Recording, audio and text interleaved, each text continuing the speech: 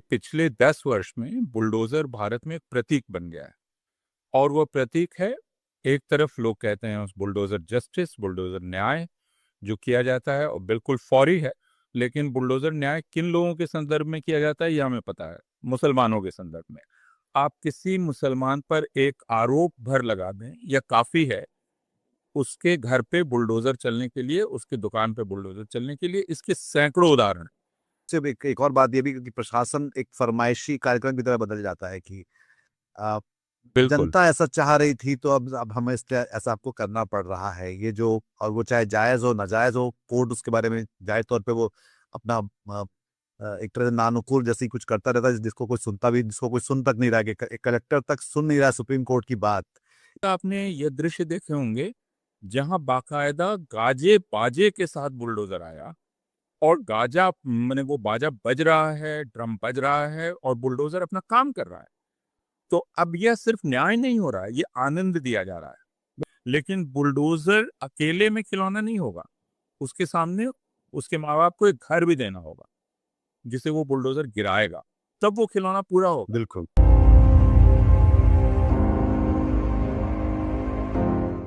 नमस्कार, मैं हूं निधीश त्यागी और आप हैं हरकारा डीप डाइव पर।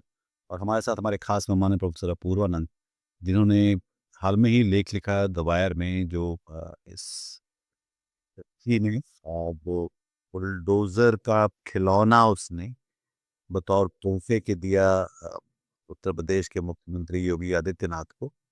जो ये 27 मार्च की घटना है, जिस समय वो अपनी सुबह की सैर पे निकले हुए थे। और ये बच्ची एक जिसका नाम शायद हम नहीं लेंगे, उसका नाम भी प्रकाशन में आया है।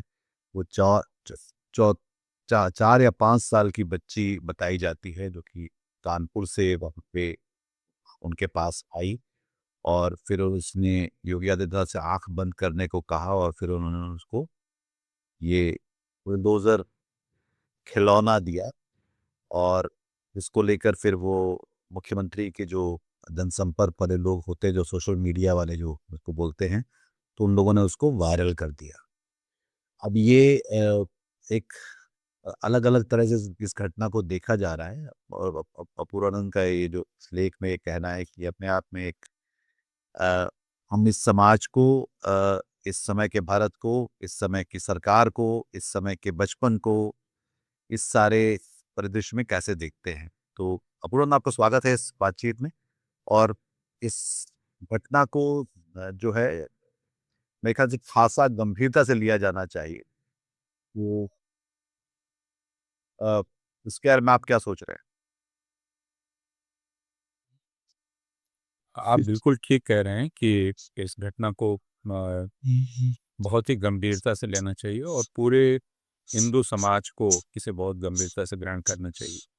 क्योंकि हमें उस माँ बाप के बारे में सोचना चाहिए जो आप कह रहे हैं कि काफ़ी दूर से चलकर आए और अपने साथ अपने बच्ची को लाए। बच्ची का चेहरा हर कोई देख सकता है। बच्ची का नाम उजागर है, आप भले ही ना ले रहे हो शिक्षावश, और विशिष्ट न सिर्फ शिक्षावश बल्कि नियमानुसार, क्योंकि उसका नाम उजागर नहीं किया जाना चाहिए, उसका चेहरा भी नहीं दिखाया जाना चाहिए।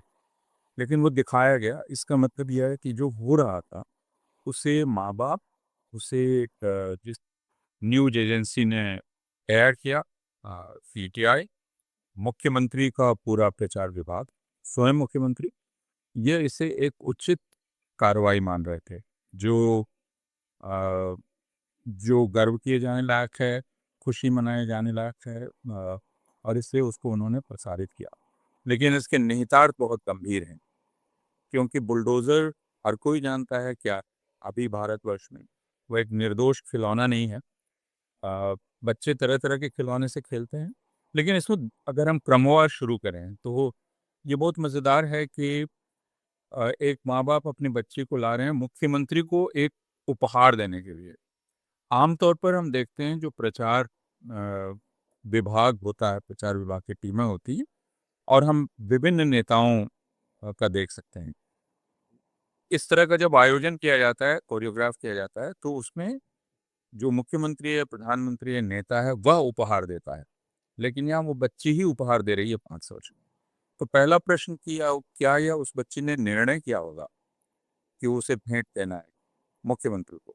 दूसरे की क्या वो जानती है कि मुख्यमंत्री क्या बला है, चीज़ क्या है जिससे उसको मिलना चाहिए? क्या उसका कोई भी परिचय है, कोई घनिष्ठता है उस परिवार से, मुख्यमंत्री के परिवार की, जिससे उस बच्ची का एक उपहार दिया जाना उचित साबित किया जा सके कि हाँ ठीक है, वो इतनी घनिष्ठता है, इतने करीब के हैं कि बच्चे का मन हुआ कि कुछ वो उपहार दे। हालांकि फिर भी ये बहुत अटपटा है। आमतौर पे भारतीय परंपरा की हम बात करते हैं, पूरी दुनिया में भी बड़े बच्चों को उपहार देते हैं। एक 5 साल की बच्ची उपहार नहीं देती है, तो वो बुलडोजर माँ बाप ने खरीदा होगा, ये माँ बाप ने तय किया होगा। हम थोड़ा और आगे बढ़ के सोच सकते हैं कि संभवतः ये मुख्यमंत्री की प्रचार टीम ने तय किया होगा कि ये पूरा एक कोरियोग्राफ किया जाए, ये एक दृश्य जो लोगों को दिखलाया जा सके कि देखिए, लोकप्रियता अब इतनी अधिक हो गई है कि बच्चा बच्चा बुलडोजर को एक ऐसी चीज मान रहा है जिससे खेलना चाहिए। और हम जानते हैं कि बुलडोजर पिछले दिनों आनंद का, खिलौना आनंद का विषय है, बुलडोजर भी आनंद का विषय है, लेकिन किन लोगों के लिए? जो बुलडोजर चला रहे हैं।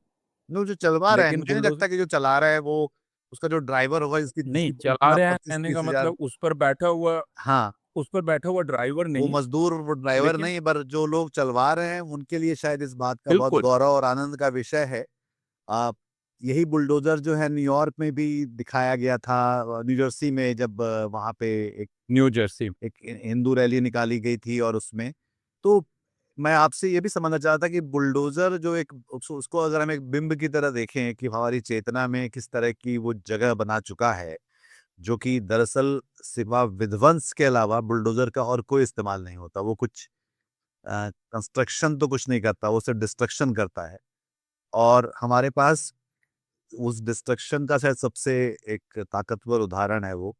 अ, जैसे कि बोरिस जॉनसन भी जब आए थे तो उनकी खासी बुराई हुई थी जब वो जेसीबी फैक्ट्री में जाके उन्होंने जेसीबी के साथ फोटो खिंचवाया था उस दौरान, जिस समय देश के मकान और खास तौर पर मस्जिदों पे लगातार बुलडोजर की कार्रवाइयां हो रही थी। बुलडोजर एक अपने आप में एक इंसाफ की जगह पे एक मुहावरा बन चुका है, एक बिंब बन चुका है। तो इसका एक विहंगम दृश्य है हमारी चेतना में भी, जो उसको जिसको वो, और वो हाल के सालों में ही बना है जिस तरह से। तो मैं चाहता कि आप इसके बारे में इसको थोड़ा सा और बताएं इसके बारे में। बिल्कुल, आप बिल्कुल ठीक कह रहे हैं कि पिछले 10 वर्ष में बुलडोजर भारत में एक प्रतीक बन गया है। और वो प्रतीक है, एक तरफ लोग कहते हैं उस बुलडोजर जस्टिस, बुलडोजर न्याय जो किया जाता है और बिल्कुल फौरी है। लेकिन बुलडोजर न्याय किन लोगों के संदर्भ में किया जाता है ये हमें पता है, मुसलमानों के संदर्भ में।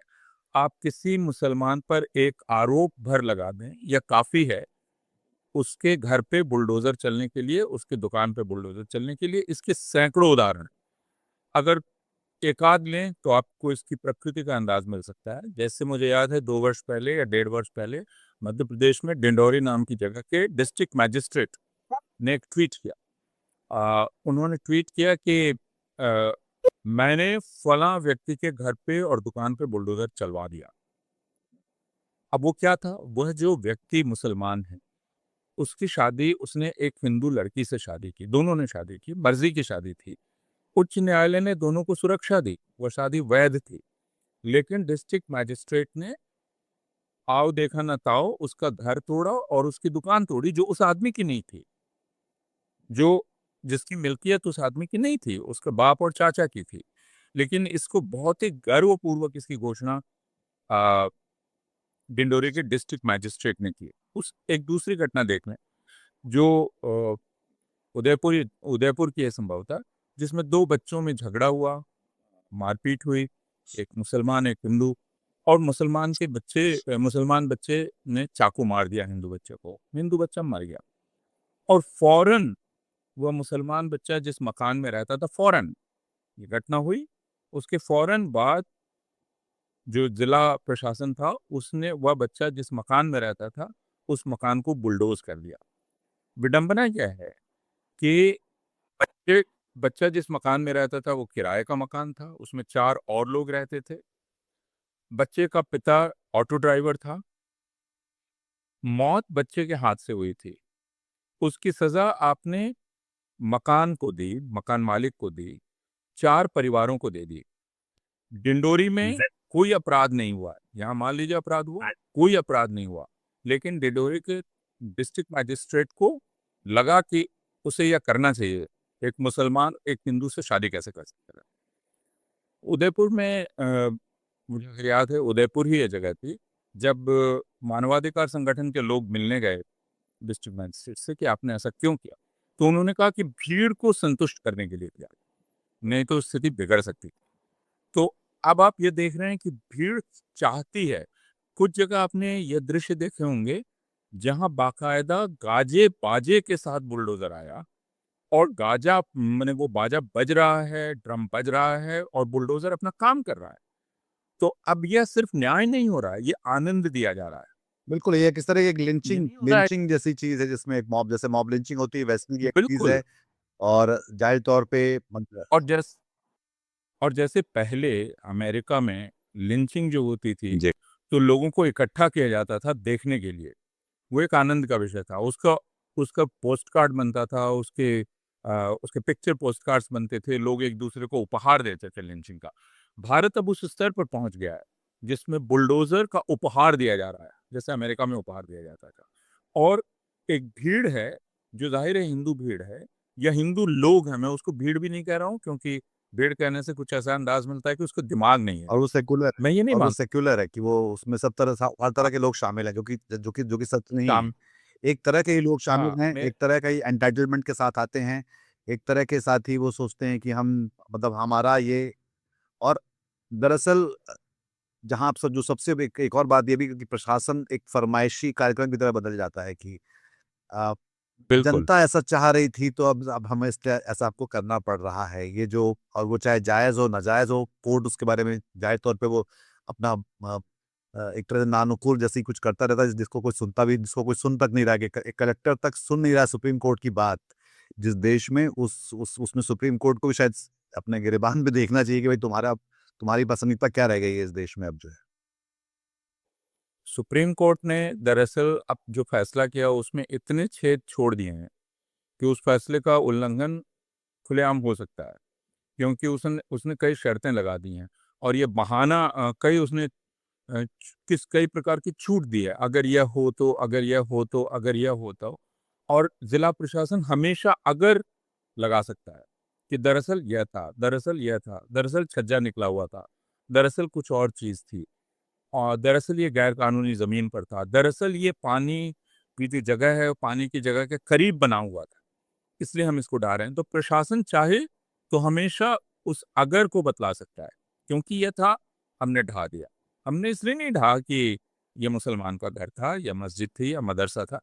लेकिन दूसरी तरफ आप हेमंत बिस्व शर्मा को देख सकते हैं और इस तरह के मुख्यमंत्रियों को देख सकते हैं जो खुलेआम ये कहते हैं कि हम ढा देंगे, हम गिरा देंगे। और भीड़ ये मांग करती है कि गिराओ, बुलडोज करो, बुलडोज क्यों नहीं कर रहे हो, अब तक बुलडोज क्यों नहीं हुआ। उत्तम नगर में आपने ये शिकायत देखी कि आधा ही बुलडोज क्यों हुआ, पूरा बुलडोज क्यों नहीं हुआ। तो अब वो जो खून की प्यास है वो बुझ नहीं रही है, पूरा बुलडोज करो, पूरा नेस्तनाबूद कर दो। तो यह जो बुलडोजर की इच्छा है वो यह है जो अब हिंदू समाज के एक बड़े हिस्से में पैदा कर दी गई है। अ, जैसे जिसे आप ब्लड लस्ट कहते हैं, खून की प्यास कहते हैं, वो खून की प्यास इस पूरे समाज में जगा दी गई है, इसलिए वो बहुत असंतुष्ट रहता है अगर एक चौथाई बुलडोज किया गया।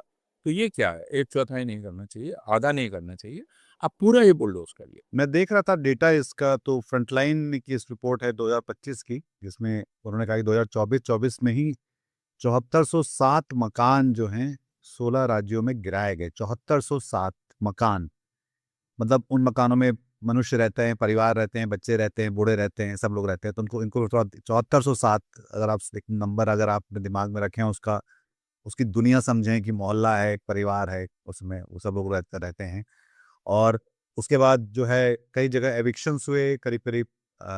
और इसमें फिर म मस्जिदों पर भी ख़ास तौर पर गुजरात जैसे राज्यों में खासे जगहों पे हमले हुए, तोड़ा गया जिनको। और कई जगह तो वो मस्जिदें दरअसल भारत के आज़ाद होने से पुरानी इमारतें हैं। तो वो भी एक मामला है जहाँ पे जो जब ये कानून था ही नहीं, जब ये देश का कानून संविधान बने तब से पहले किए, उनको भी आपने निशाने पर रखा। जो कि आप स्क्रीन पे हम दिखाएँगे वो जो सारी खबरों के जो डेटा के पॉइंट्स भी। पर ये जो पूरा अब जो है ये कि इस बात पे जो विध्वंस का जो एक प्रतीक हमें क्यों चाहिए? हम एक तरफ हम अमृतकाल की बात भी कर रहे होते हैं, पर अब साथ में हमारे पास विध्वंस बताने के लिए, दिखाने के लिए अलावा और कुछ नहीं है हमारे पास। और बुलडोज़र सिर्फ़ एक तो बुलडोज़र वो है जो कि मकानों पे चलाया जा रहा है, एक बुलडोज़र वो भी है जो कि इस देश की चेतना पे चलाया जा रहा है, जैसा कि जहाँ पे जैसे कि आप विश्वविद्यालय के हिस्सा हैं, तो वहाँ भी आप देख सकते हैं कि वहाँ भी बुलडोज़र चलाया जा रहा है। और वो अब जो बच्ची जो बुलडोज़र का जो खिलौना मुख्यमंत्री को दे रही है, ये खुद उसका एक शिकार की तरह दिखलाई पड़ती है, जिसकी ज़्यादा चिंता हम सबको। और ये सबसे अधिक हृदय विदारक था मेरे लिए। और मुझको याद आ गया, कार्ल मार्क्स की एक जीवनी में बहुत पहले मैंने पढ़ी थी। उस जीवनी में लेखक ने एक दृश्य दिया है जो एक दूसरा यहूदी लिख रहा है, यहूदी लेखक। और वह दृश्य है जिसमें यहूदियों से भरी हुई ट्रेन जा रही है कॉन्सेंट्रेशन कैंप की तरफ या गैस चैम्बर की तरफ। और उसमें वो ट्रेन एक छोटे से स्टेशन पर रुकती है, बहुत ही छोटा सा स्टेशन है, जर्मनी की बात है। और उसमें वह लेखक कहता है कि बिल्कुल ठसाठस भरी हुई है ट्रेन, जैसा आप उस वक्त के वर्णन जानते हैं कि यहूदियों को किस तरह ठूंसा जाता। और उसमें वह देखता है कि कुछ बच्चे स्टेशन से पत्थर मारते हैं उस ट्रेन पर। और वो स्टेशन का नाम पड़ता है, वो कार्ल मार्क्स का जन्म स्थल है, वो जो स्टेशन है। और वो लिखता है कि ये जो पत्थर था वो मेरे दिल पर लगा, जो बच्चे चला रहे थे। कि बच्चे पत्थर चला रहे हैं यहूदियों से भरी हुई ट्रेन पे, उनको आनंद आ रहा है, उनको ये बतलाया गया। और हम जानते हैं कि जर्मनी में और बाकी जगह जब यहूदियों को ले जाया जाता था घेटोस की तरफ या इस तरफ, तो लोग खड़े होकर ताली बजाते थे। ये एक आनंद का विषय। हम अभी इसराइल को देख रहे हैं।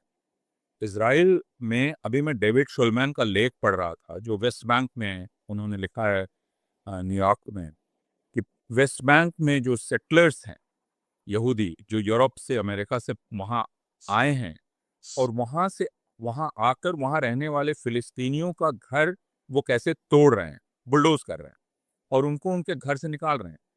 जो उनका अपना घर है उस घर से उनको निकाल रहे हैं। और डेविड शुलमैन लिखते हैं कि ऐसा करने वालों ने एडोलेसेंट्स, 13, 14, 15 साल के बच्चे हैं। और ये डेविड शुलमैन के बारे में आप जानते होंगे कि वे संस्कृत के बहुत बड़े विद्वान हैं, तमिल के बहुत बड़े विद्वान हैं, बहुभाषाविद हैं। लेकिन डेविड शुलमैन बरसों से वेस्ट बैंक में जाकर उन परिवारों के साथ रहते हैं जो परिवार यहूदियों के हैं और जिन पर हमला हो रहा है। तो वे इसका विस्तार से वर्णन करते हैं कि किस प्रकार उनके घर को बुलडोज किया जा रहा है। और अब तो बिल्कुल वेस्ट बैंक खाली ही किया जा रहा है फिलिस्तीनियों से। बहुत पहले की एक घटना और याद कर लीजिए, आपको ज़रूर याद होगी। अ, अभी कुछ दिन पहले वह तारीख गुजरी है, रैशल कोरी का जन्मदिन। रैशल कोरी जो अमेरिकी लड़की थी, और पहली बार मैंने वो बुलडोज़र का चित्र मेरे दिमाग में छप गया, जिसमें रैशल कोरी अमेरिका से फ़िलिस्तीन गई, फ़िलिस्तीनियों के साथ एकजुटता दिखाने के लिए, और वह एक फ़िलिस्तीनी घर के सामने खड़ी है। जैतून के दरख्त हैं, फ़िलिस्तीनी घर है और वो उसके सामने खड़ी है, और एक इज़राइली बुलडोज़र आता है उस घर को गिराने के लिए। वो उन दोनों के बीच में खड़ी है और बुलडोज़र उसे कुचलता हुआ घर को गिरा देता है। इस तरह रैशल कोरी की हत्या की जाती है। 17-18 बरस की लड़की थी, जो अमेरिका से वहाँ आई थी। तो ये वही बुलडोज़र है जो इज़राइल अ, ने चलाना शुरू किया, जिसको भारतवर्ष के हिंदुत्ववादियों ने अपनाया, इज़राइल से सीखा, और अब यहाँ वो आनंद का विषय बन गया है। आनंद विध्वंस का तो है ही, लेकिन वह अब आनंद का कारण है। तो हम बुलडोजर का खिलौना, और आनंद का कि सबसे निर्दोष अभिव्यक्ति खिलौने में होती है। एक बच्चा कार को चलते हुए देखता है और उससे हंसता है, वो सबसे निर्दोष अभिव्यक्ति है। लेकिन बुलडोजर अकेले में खिलौना नहीं होगा, उसके सामने उसके माँ बाप को एक घर भी देना होगा जिसे वो बुलडोजर गिराएगा, तब वो खिलौना पूरा होगा। बिल्कुल, तब क्यों वो खेल क्यों पूरा होगा, बिल्कुल। तब वो, हाँ, यानी खिलौने का पूरा अर्थ पूरा होगा, क्योंकि जिसके हाथ में उन्होंने वो दिलाया, वह व्यक्ति बुलडोजर का वही इस्तेमाल कर रहा है। मतलब इन 10 सालों से 10 साल से पहले जब भी मैं देखता था बुलडोज़र तो तब भी थे और हम देखते थे कि कहीं न कहीं वो काम में लाए जाते हैं। इसमें एक और चीज़ है कि वो एक औज़ार था, अब वो एक हथियार में बदल दिया गया। तो ये अपने आप में एक अपने आप में एक बड़ा-सा एक जिसको बोलते हैं कि एक फिलॉसॉफ़िकल बदलाव है चीज़ों को देखने का, कि जो चीज़ हमारे मतलब एक जैसे हथौड़ा है तो हथौड़ा एक औज़ार है, उसको हम हथियार में बदल दें, इस तरह से। तो बिल्कुल, बुलडोज़र का इस्तेमाल होता है और जायज़ इस्तेमाल होता है। बुलडोज़र बना ही इसलिए है कि उसका इस्तेमाल वैसे हो जैसा आपने कहा, औज़ार की तरह, उपकरण की तरह। लेकिन अब आपने उसको और हथियार में तब्दील कर दिया, हमला करने वाले। मैं श्रीनगर में था कुछ समय पहले, 1 साल पहले, और वहाँ मैं एक सड़क पर जा रहा था और मैंने देखा कि वह सड़क जहाँ ख़त्म होती है, ठीक वहीं पर एक बुलडोज़र खड़ा है। शायद वो खराब हो गया है या वो वहाँ खड़ा है, और मुझे वो एक दिलचस्प रूपक लगा कि सड़क अब आगे कहीं नहीं जा रही है, वहाँ बुलडोज़र खड़ा है। तो ये हमारे देश की सड़क है जिस पे एक बुलडोज़र खड़ा हुआ है, अब आप उसके आगे नहीं जा सकते। यहाँ हमने खुद को पहुँचा दिया। बहुत साल तो पहले मैं चंडीगढ़ में जब एक अखबार का संपादक था और वहाँ पे एक डिमोलिशन जो था वो प्लान किया गया था। उसमें करीब 250-300 झुग्गियों को गिराया गया और जब तो मैंने एक रिपोर्टर से कहा कि तुम ना जाके उस बुलडोज़र के ड्राइवर से भी बात करना कि उसे कैसा लगा है। तो वो वो रिपोर्टर गई और उसने बात की और उसने कहा कि मेरी तो नौकरी थी, मुझे तो ये बोला गया तो मैंने किया पर एक बुढ़िया थी जिसके पास जिसका कोई नहीं था और मैंने उसका मकान भी ढहाया और पर मैं रात भर फिर मुझे याद आती रही और उसको उसको बारे में सोचता हुआ मैं अपनी माँ के बारे में सोचता रहा कि उसके साथ कभी ऐसा हो तो मैं मतलब वो कितनी असहाय होगी इस तरह से। और वो हमने प्रकाशित भी किया उस अखबार में और वो सारी खबरों के अलावा ये इतनी सी जो बात थी वो शायद ज़्यादा पढ़ी गई और इसके बारे में लोगों ने ध्यान दिया भी। तो मेरे ख्याल से ये जो एक और पक्ष ये है कि उस बुलडोज़र के को मेटाफर बनाने में या एक रूपक बनाने के साथ-साथ हम अपनी मानवीयता को बहुत तेज़ी से खोते दिखलाई पड़ रहे हैं जिसमें हमारी सरकार भी शामिल है। हमारी सबसे बड़ी सियासी पार्टी शामिल है। हमारे जैसा कि हम देख सकते हैं कि अब तो संस्थान, सरकार, नौकरशाह सब शामिल हैं उस पूरी मानवीयता को कम करने में। और उस 4 साल की बच्ची जब वो बड़ी होगी तो ये बड़ा अजीब-सा है सोच पाना कि वो इस बारे में बहुत गौरवान्वित महसूस करेगी। जब वो इसकी क्लिपिंग्स या वीडियो देखेगी या अ, उसके बारे में वो शर्मिंदा महसूस करेगी इस बारे में लेके। और ये इस बात पे होगा अगर कि उसकी मानवीयता किस तरह आकार लेती है आगे की तरफ। बिल्कुल, अभी तो उसके सामने पूरा जीवन पड़ा हुआ है, और वो अपने जीवन को गढ़ भी सकती है, और जब गढ़ेगी तो वह लौटकर अपने माँ-बाप के बारे में सोचेगी, और वो बहुत अच्छा ख़्याल नहीं होगा जो अपने माँ-बाप के बारे में बनाएगी, कि उन्होंने उसका इस्तेमाल किया। ये एक तरह से उस बच्ची का इस्तेमाल है, क्योंकि वो बच्ची निर्णय नहीं कर सकती अपने बारे में, ये उसका इस्तेमाल। और मुझे लगा कि जो भारत का एक कमीशन है चाइल्ड राइट्स के प्रोटेक्शन के लिए, वो हर बार पहुंच जाता है। जैसे वो हर्ष मंदिर के शेल्टर्स में पहुंच गया, दूसरी जगह पहुंच गया, जहाँ किशोर लड़के और दूसरे लड़के लड़कियां किसी प्रोटेस्ट में गए थे, और उसने कहा कि ये दुरुपयोग उनका किया जा रहा है। लेकिन ये बहुत एकदम सीधा खुलेआम दुरुपयोग है, क्योंकि आप 5 साल की लड़की जो फैसला नहीं कर सकती, जो तय नहीं कर सकती, आप उसका इस्तेमाल कर रहे हैं एक राजनीतिक उद्देश्य के लिए, और वो भी एक घृणित हिंसक राजनीतिक उद्देश्य को जायज़ ठहराने के लिए। तो ये बहुत ही घृणित है, और आप बिल्कुल ठीक कह रहे हैं कि हम उम्मीद करें कि वह बच्ची, जैसा मैं जानता हूँ, मैं बहुत सारे विद्यार्थियों से मिलता रहता हूँ, जो फ़ायदा है अध्यापक होने का। और वे विद्यार्थी जो सरस्वती शिशु मंदिर से निकले हैं, दूसरी जगह से निकले हैं, वे मुझे बतलाते हैं कि ये हमारा सौभाग्य था कि हम बरेली से या फलाँ जगह से या फलाँ जगह से हम दिल्ली आ पाए और हम इस कॉलेज में आ पाए, इस यूनिवर्सिटी में आ पाए और हम खुद को बदल पाए। हम समझ पाए कि जो हमने सरस्वती शिशु मंदिर में पढ़ा था और दूसरी जगह पढ़ा था, वो कितना गलत। मैं रोज़ाना ऐसे विद्यार्थियों से मिलता हूँ कि मैं उम्मीद करता हूँ कि वो बच्चे आगे इसी प्रकार खुद को गढ़ पाएगी और फिर या तो अपने माँ-बाप को वो क्षमा करेगी, क्योंकि माँ-बाप ने जो उसके साथ जो किया है और राज्य ने जो किया है, वो अक्षम्य है। उसको किसी भी तरह माफ़ नहीं किया जा सकता और इसको मज़ाक में नहीं उड़ाया जा सकता ये सब कुछ जो हुआ है। बिल्कुल। मेरे ख्याल से तो ये अपने आप में ये एक जो इनका जो इन्हीं का जो नारा है, बेटी पढ़ाओ, बेटी बढ़ाओ,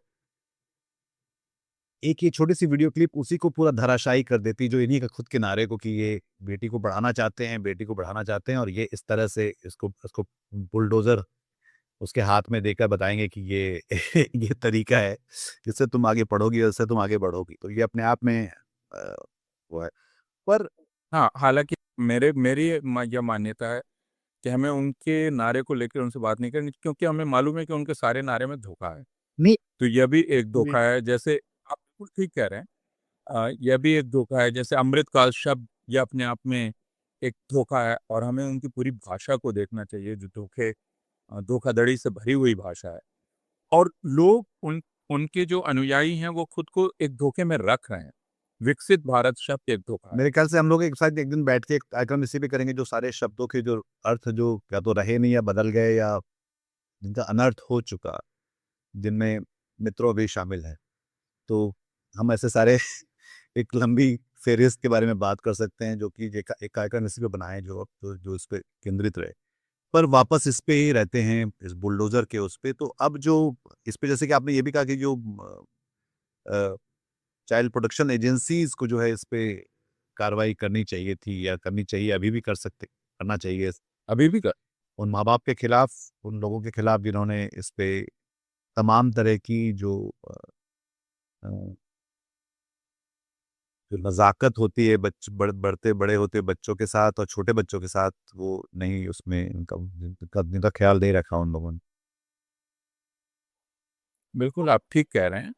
लेकिन हम जानते हैं कि यहाँ अभी जो भारत का अ, commission for protection of child rights है, वो दरअसल भारतीय जनता पार्टी के विभाग की तरह काम कर रहा है।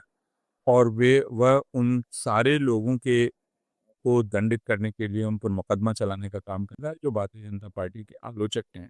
किसी न किसी तरह से यह निकालती कि वे बच्चों के अधिकार का उल्लंघन कर रहे हैं। लेकिन यहाँ बिल्कुल स्पष्ट रूप से एक बच्चे के अधिकार का उल्लंघन हो रहा है, क्योंकि उसको घृणा की राजनीति में दीक्षित किया जा रहा है और यह बहुत स्पष्ट उल्लंघन है। मुझको बहुत पहले पढ़ी लूशुन की एक कहानी याद आती है। वो कहानी है एक पागल की डायरी।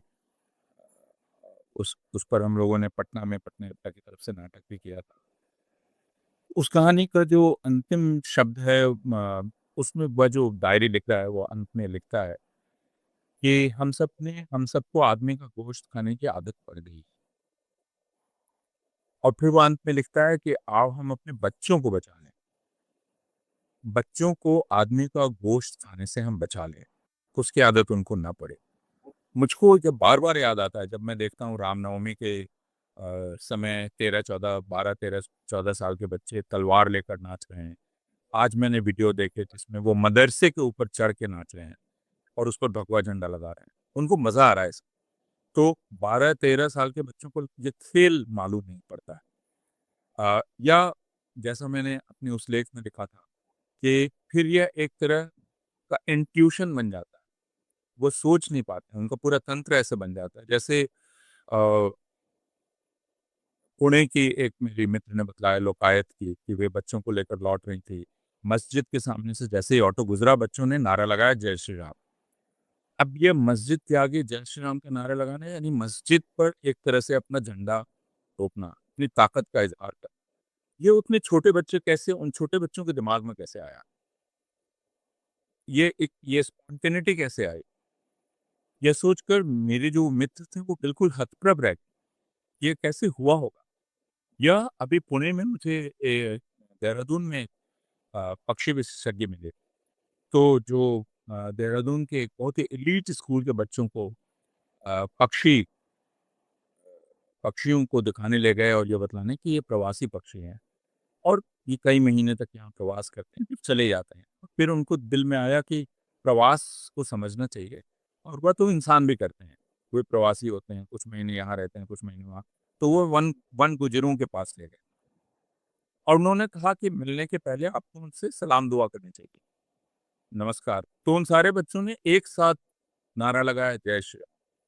और ये बिल्कुल हतप्रभ रह गए कि ये तो हमारा अभिनंदन नहीं हुआ करता था। ग्रीटिंग का तरीका, सलाम दुआ का तरीका ये नहीं हुआ करता। ये कैसे बन गया?